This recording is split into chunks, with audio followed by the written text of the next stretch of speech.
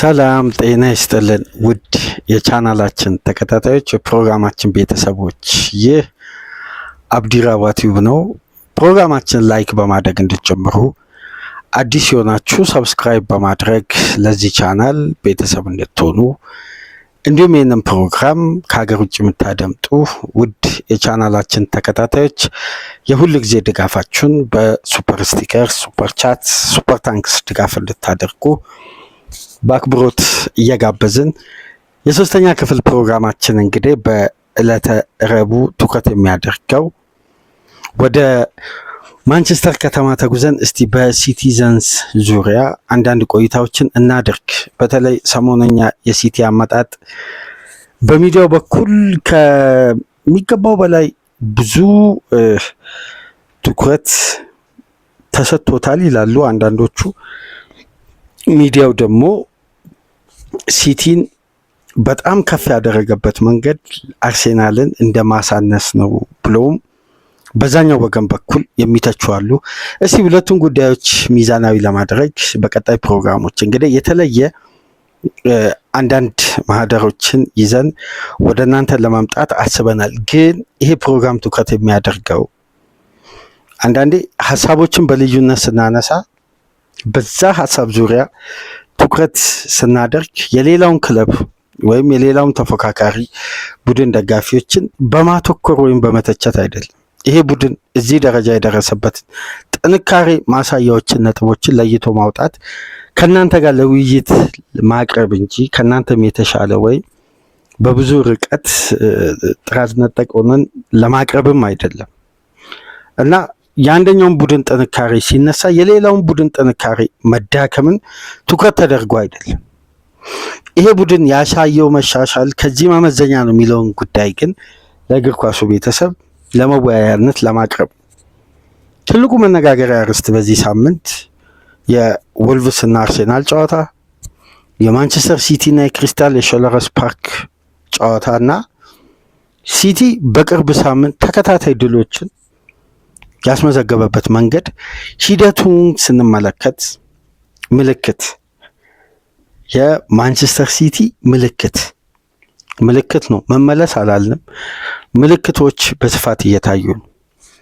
ፔፕ ምልክት አሳየ ማለት ደግሞ ይሄ በአንድ ወቅት የርገን ክሎፕ የሰጡትን አስተያየት ታስታውሳላችሁ። ፔፕ ሲመጣ ምልክት ነው የሚሰጠው እንጂ መጣው ብሎ በአንዴ እንትን አይልም። ከላይ ላለው ቡድን አላርም አይሰጥም። ባይሆን ከላይ ያለው ቡድን በተጠንቀቅ የፔፕን ቡድን መጠበቅ አለበት ብሎ ሳቁ። ይሄ በቀጥታ አይደንቲቲን የፔፕ ጋርዲዮላን አይደንቲቲን ነው የጠቆሙት በጨዋታ መሃል አስመስለው ለጋዜጠኞች። ፔፕ እኮ በአዲሱ ዓመት መጀመሪያ አካባቢ እየመጣው ነው አይልም፣ ግን ምልክት ይሰጣል። ወይም መጣው ደረስኩ ብሎ አንገት ውስጥ አይተነፍስም። ይሄ በሙያው ላይ ያለው ከፍተኛ ጥንካሬ የሚያሳይ ነው በማለት ጋርዲዮላን አሞካሽተው ፈገግ ብለው የርገን ክሎፕ አለፉ። ግን ነገሩ እንዴት ነው? የማንቸስተር ሲቲን አመጣጥ እናንተስ እንዴት ተመለከታችሁ?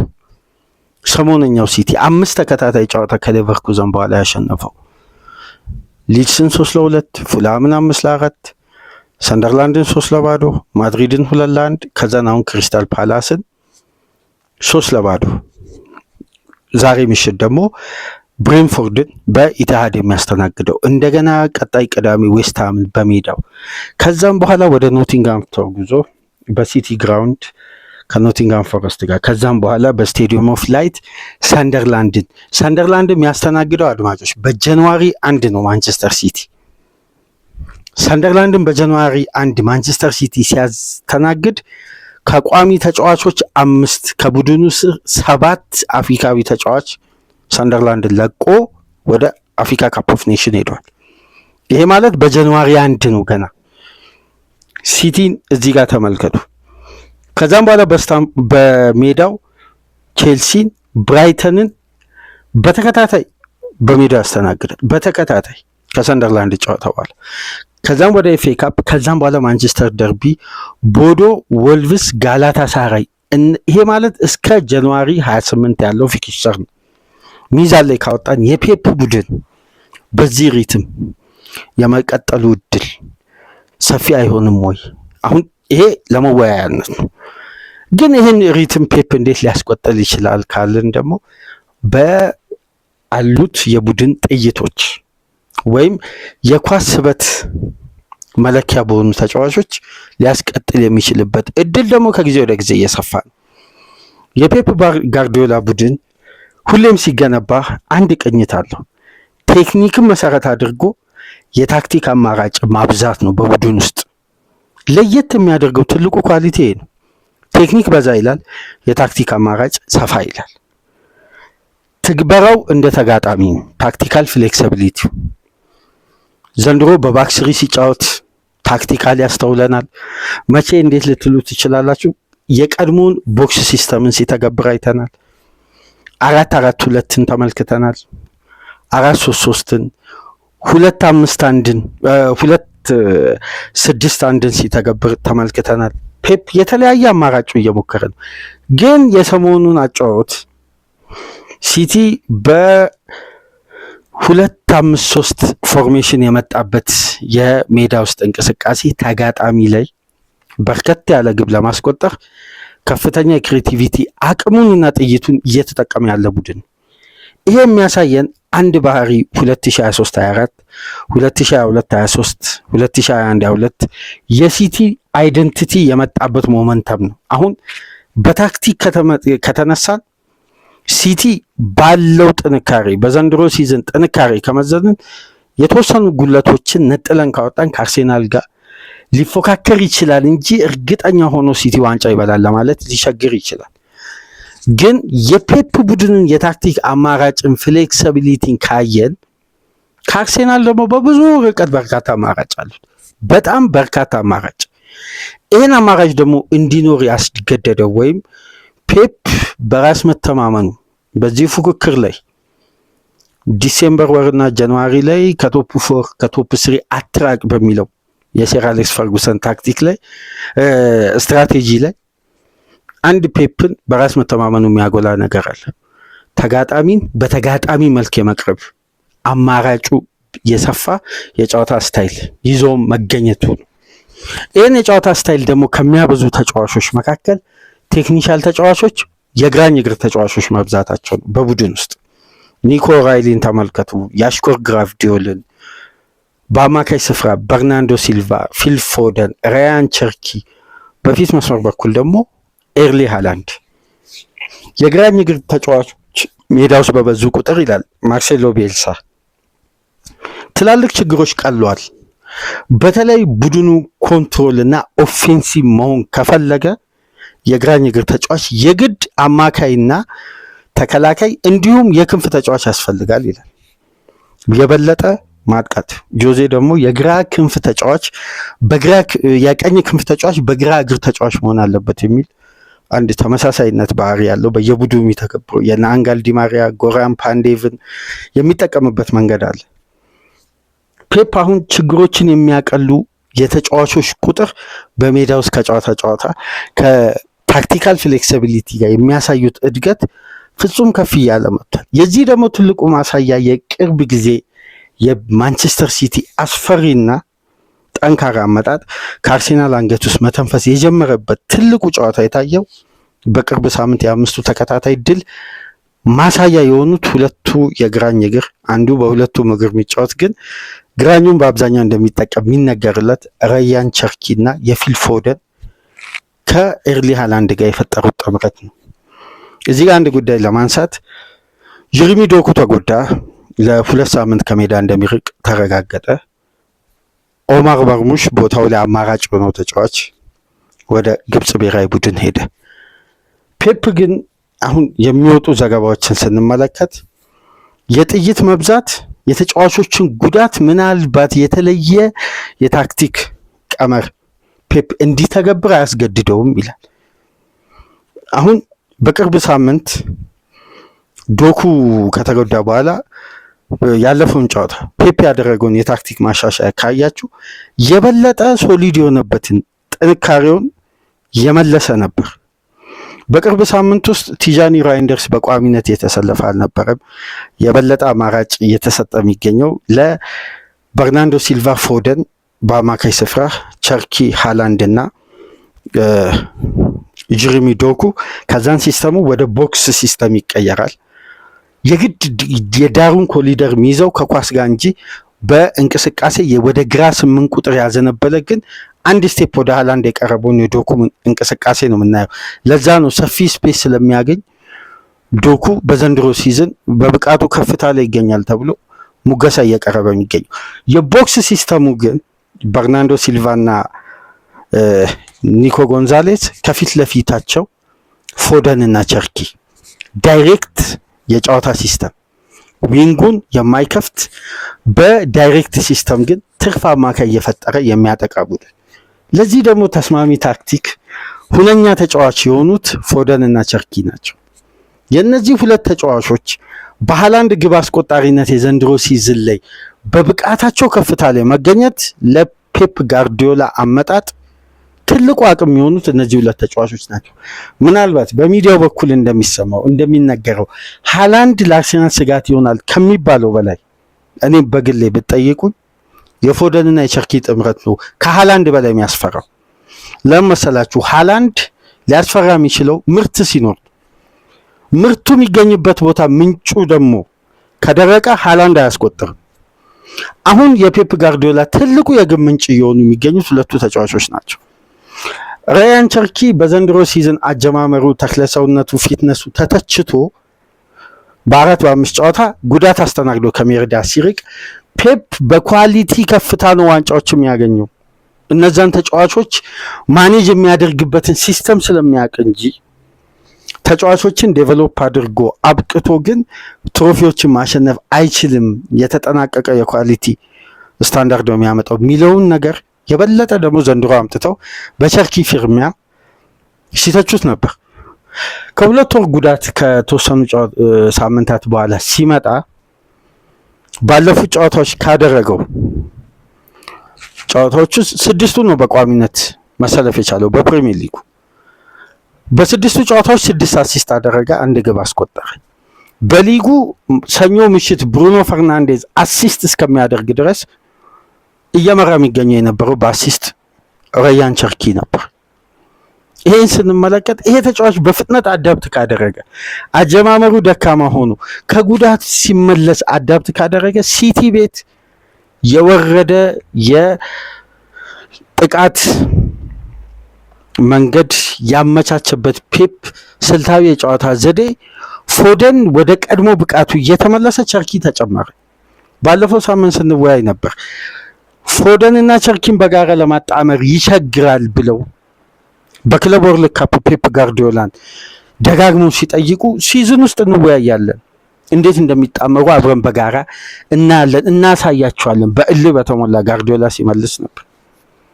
ግን አሁን የሚያስፈራው ጥምረት ሁለቱ በጋራ እስካሁን ድረስ ባደረጉት የሊግ ጨዋታ በሁሉም ውድድሮች ከ20 በላይ ግብ ላይ ተሳትፎ አድርገዋል። ከዚህም ውስጥ የሁለቱ ተጫዋቾች ቅንጅትና ተሳትፎ 58% በቀጥታ ተሳትፏቸው የወረደው ኤርሊ ሃላንድ ላይ ነው።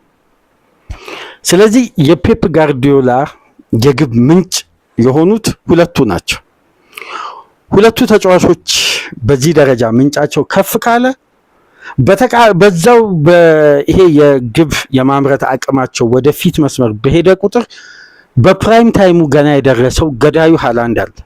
36 ግብ በሁሉም ውድድሮች የሀገሩን የግብ ተሳትፎ ጨምሮ 42 የግብ ተሳትፎ ገና ዲሴምበር 17 ላይ ያለን ያደረገ አጥቂ ማለት ነው።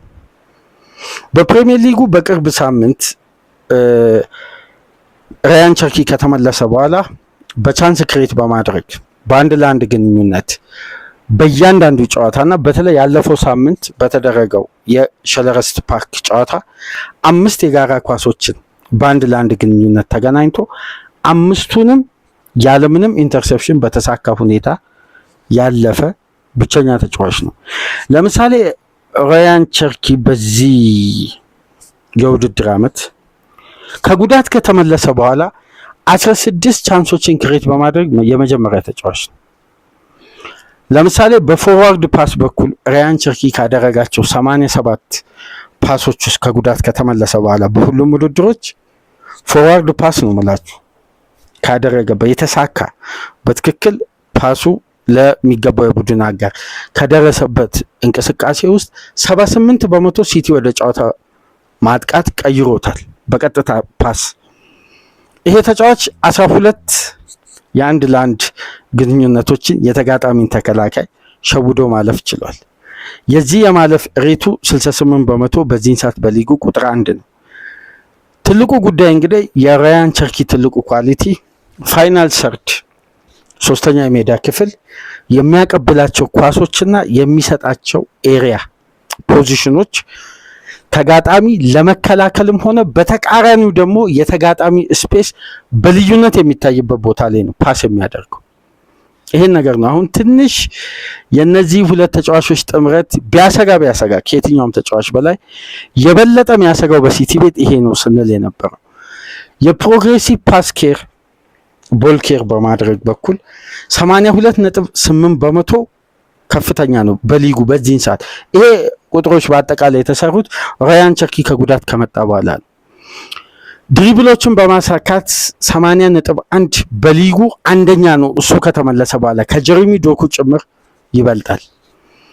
እንዲሁም ነን ፔናልቲ ኤክስፔክትድ ግብ ክሬት በማድረግ በአማካይ በጨዋታ የሚደረገው የተጫዋቹ የክሬቲቪቲ አቅም ሲለካ ከመቶ 57.9% የመሳካቱ እድል ከፍተኛ ነው ከየትኛውም አማካይ በላይ።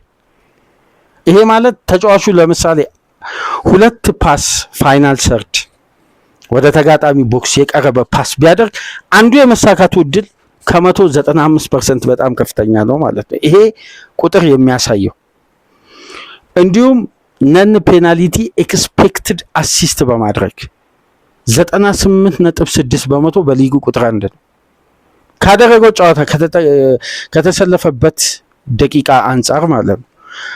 በማንቸስተር ሲቲ ሆነ በሊጉ ከሚገኙ የፊት መስመር ተጫዋቾች ውስጥ በፋይናል ሰርድ ኪ ፓስ በጣም ለግብ የቀረበ ወሳኝ ቢግ ቻንስ ክሬት የሚደረግበት የመጨረሻ ያለቀለትን ፓስ በማድረግ 99.5% የተጫዋቹ ኪ ፓሶች ወደ ስኬት የመቀየር ሬታቸው ከፍተኛ ነው። እንዲሁም ክሮስ የተሳካ ክሮሶችን በማድረግ 82.1 ስኬታማ ክሮሶችን በአማካይ በየጨዋታ ያደርጋል። ክሬቲቪቲ ማዕከል ካየን ፎደን እንደምታውቁት በዘንድሮ ሲዝን በአስገራሚ ብቃቱ ላይ የሚገኘው እዚህ ላይ አሁን የራያን ቸርኪ ቴክኒክ እና የድሪብል አቅም የጨዋታ የማንበብ ኳሊቲ ከፍላጎት ጋር ሲጨመር የፔፕ ጋርዲዮላ ማንቸስተር ሲቲ ራያን ቸርኪ እና ፊል ፎደንን ይዞ የት ድረስ ሊሄድ ይችላል ካልን ይሄ አመጣጥ ሊያስፈራ የሚችለው ሃላንድ ከሚያስቆጥራቸው የግብ ቁጥር ይልቅ ሃላንድ የሚያስቆጥራቸው ቁጥሮች እንዲቆጥሩ የሚያደርጉ የማያቋርጥ የማይዛነፍ እንደ ጨዋታው ተለዋዋጭነት አንዱን አጋጣሚ ወደ ግብ የመቀየር አቅምና ብቃት ካላቸው ቴክኒሻል ተጫዋቾች ጋር መዋቀሩ ሂደቱን ሊያስፈራ ይችላል። ሂደቱን የበለጠ ሊያሰጋ ይችላል። እኔ በጋርዲዮላ ማንቸስተር ሲቲ 100% እንደ በፊቱ የመተማመን ጉዳይ ባይኖርም ግን አንዳንዴ አንድን ተጫዋች በምን አይነት መልኩ ተጠቅሞ የሱን ሲዝን መቀየር እንደሚችል ያውቅበታል። ይሄ ነው አሁን የጋርዲዮላ ትልቅ ጂኒየስ ሁሌም ተብሎ የሚወደስበትም የሚደነቅበትም ትልቁ ኳሊቲ ይሄ ነው። አንድን ተጫዋች እንዴት መገልገል እንዳለበትና የዛን ተጫዋች አቅም እንዴት መቀየር እንደሚችል ያውቃል። ያ ደግሞ ሁሌም የጋርዲዮላን ቡድን ኮምፒቲቲቭ እና የመጨረሻ ጉዞ ላይ ውጤታማ እንዲሆን ነው የሚያደርገው። አሁን የሁለቱ ተለዋዋጭና በጣም ከሚፈለገው በላይ መግባባትና መጣመር ለሌሎች ክለቦች በሚያሰጋ ሁኔታ ጥምረታቸው ወደ ከፍታ እየመጣ ነው ሳይሆን መጥቷል። የመቀጠሉ እድል በጣም ሰፊ ነው። ፎደን አመቱን ሙሉ አምና ሲዘጋጅ ሲተች ወደ ፎርሙ አልመጣ ብሎ በበለጠ ቅድመ ውድድር ጊዜ ዝግጅትን ተዘጋጅቶ ራሱን ለዚህ ሲዝን አዘጋጅቶ ነው የመጣው። ራያን ቸርኪ አዲስ ግዢ ነው። እንደመጣ ተጎርቶ በአዲስ ጉልበት በአዲስ አቅም ነው የመጣው። ሲቲ ይሄን ሲስተም ይዞ የመቀጠል እድሉ በጣም ሰፊ ነው። እዚህ ላይ ደግሞ ሮድሪ ከጉዳቱ በበለጠ ፊት ሆኖ የሚመለስ ከሆነ ሲቲ አስፈሪነቱ የበለጠ ጥንካሬው የሚስተዋልበት ሌላኛ ሲዝን ሊሆን ይችላል። የራያን ቸርኪ ግን በልዩነት የክሬቲቪቲ አቅምና አሁን አዲሱ የሲቲ መጋቢ አማካይ ሆኗል። ከኬዲቢ በኋላ ፎደን እያለ ቸርኪ ተጨመረ። ሁለቱም ሻርፕ የሆኑ ነው። ታዲያ ሃላንድ 42 ግብ ተሳትፎ ማድረጉ በብሔራዊ ቡድን 16 ግብ፣ የተቀሩት ግብ ሁሉ የተቆጠሩት በማንቸስተር ሲቲ ነው። አስደናቂ ሲዝን እያሳለፉ አመጣጣቸው ያስፈራል። ከአርሴናል አንገት ውስጥ በ2 ነጥብ ልዩነት የሚተነፍሱት በእነዚህ 2 ቴክኒሻል ተጫዋቾች ታግዘው በሃላንድ ምሕረት የሌለሽ የማስቆጠርና የውሳኔ አቅም ተጨምሮበት የማንቸስተር ሲቲ እና የፔፕ ጋርዲዮላ ጥይት ከጊዜ ወደ ጊዜ እየበረከተ መጥቷል። ሃላንድ ብቻ አይደለም፣ አሁንም በተደጋጋሚ ላንሳላችሁ ከሃላንድ በላይ በጣም የሚያስፈራው ጥምረት አድማጮች፣ አሁንም ደጋግሜ ልንገራችሁ የፎደን እና የቸርኪ ጥምረት ነው። ሁለቱ መግባባታቸው ሃላንድ የማያቋርጥ የግብ ተሳትፎና የአስቆጣሪነት አቅሙን እንዲያስቀጥል የሚያደርጉ 2 ተጫዋቾች ናቸው። እስቲ የነዚህ ተጫዋቾች ቴክኒክና አቅም በበለጠ ከዚህ በላይ ኮንሲስታንሲው ከፍ ካለ ሃላንድ ግራፉ አደገ፣ ቁጥሮቹ ከፍ አሉ። ግን እዚህ ጋር ሲቲ የሚያስመዘግበው ውጤትና 3 ነጥብ ለማቆም በሚቸግር ደረጃ ከፍ የማለቱ እድል ሰፊ። የራያን ቸርኪ በሲቲ ቤት የፈጠራ ስበት መሆኑ፣ የፎደን ቴክኒክ መጨመሩ፣ የሃላንድ አስቆጣሪነት ከየትኛውም ጊዜ በላይ ቆራጥ የሆነ አስፈሪነቱን መያዝ ምናልባት ለመሪው አርሴናል አደገኛ መተንፈስ ሊሆን ይችላል። ትንፋሻቸው ከበድ ያለ አመጣጥ። እስቲ በዚህ ጉዳይ እንወያይና ሰፋ ላለ ደግሞ ደቂቃ ከአባ ጋር ሞር ደግሞ በሁለቱ ተጫዋቾች ጉዳይ ላይ ይዘንላችሁ እንመጣ ይሆናል። ላይክ፣ ሼር፣ ሰብስክራይብ ማድረጋችሁ እንዳትረሱ። ከሀገር ውጭ የምታደምጡ የሁል ጊዜ ድጋፋችሁን በሱፐር ስቲከር፣ ሱፐር ቻት፣ ሱፐር ታንክስ እንድታደርጉ የአክብሮት ግብዣችን ነው። ራያን ቸርኪን፣ ፊል ፎደንን፣ ሃላንድን በተመለከተ የቸርኪ ከጉዳቱ በኋላ አስደናቂ አመጣጥና ብቃትን በተመለከተ የተወያየንበት ፕሮግራም፣ የጊዮከሬስን የኤኬቲኬን በተመለከተ ከአባ ጋር ይዘን የመጣ ነው ፕሮግራም እና በአጠቃላይ የረቡ ፕሮግራማችን ይህን ይመስላል። አድማጮች ከይቅርታ ጋር ትናንት ምሽት በተደረገ አንድ የካራባኦ ካፕ ጨዋታ እንግዲህ ቼልሲ ካርዲፍን 3-1 በማሸነፍ ወደ ቀጣዩ ዙር ማለፋቸውን አረጋግጠዋል። 3ቱም ግቦች የተቆጠሩት እንግዲህ 4ቱም ግቦች ከረፍት በኋላ ነበር።